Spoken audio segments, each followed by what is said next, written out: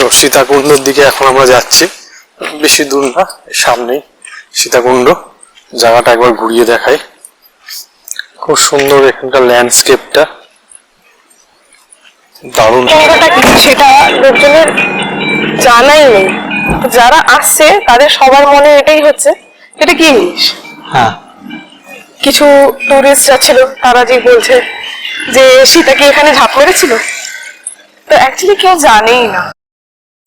যাওয়ার পথে দেখলাম পুকুরে কিছু বাচ্চা ছেলে স্নান করছিল। আমরা তো প্রথমে এটাকে সীতাকুণ্ড বলেই ভুল করেছিলাম।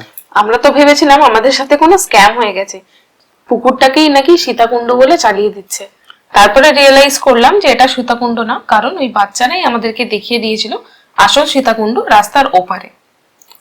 সীতাকুণ্ড আসার দুটো রাস্তা আছে, একটা ডান দিক থেকে একটা বাঁ দিক থেকে। আমরা বাঁদিকের রাস্তা দিয়ে এসেছিলাম, কারণ ওটা আমাদের হোটেল থেকে আসার সহজ উপায় ছিল, হাঁটা পথ ছিল। অনেকে এই সামনের রাস্তা থেকেও আসে গাড়ি করে, আমরা এই দিক থেকে এসেছিলাম।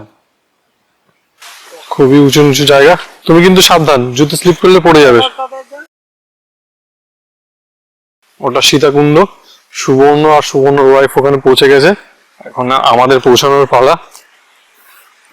জায়গাটা পুরোপুরি কাদা, আমরা খুব সাবধানে পা ফেলে নামছি। মাইথোলজি অনুযায়ী কথিত আছে যে রামচন্দ্র যখন বনবাসে এসেছিলেন এই অযোধ্যা পাহাড়ে, তখন সীতা দেবীর জল তেষ্টা পেয়েছিল। সেই সময় রামচন্দ্র তার তীর ধনুক দিয়ে এখানে একটা কুণ্ড তৈরি করেছিলেন, যেখান থেকে জল বেরিয়ে এসেছিল, এবং সেই জল পান করেই সীতা তার তৃষ্ণা মিটিয়েছিলেন। সেই থেকেই এই জায়গাটার নাম সীতাকুণ্ড। এটা তো গেল মাইথোলজিক্যাল পার্ট, বাট আপনি যদি জিওগ্রাফিক্যালি দেখেন তাহলে সীতাকুণ্ড কিন্তু একটা ন্যাচারাল স্প্রিং। স্প্রিং মানে হলো উষ্ণ প্রস্রবণ, যেখান থেকে সারা বছর জল বেরোতে থাকে।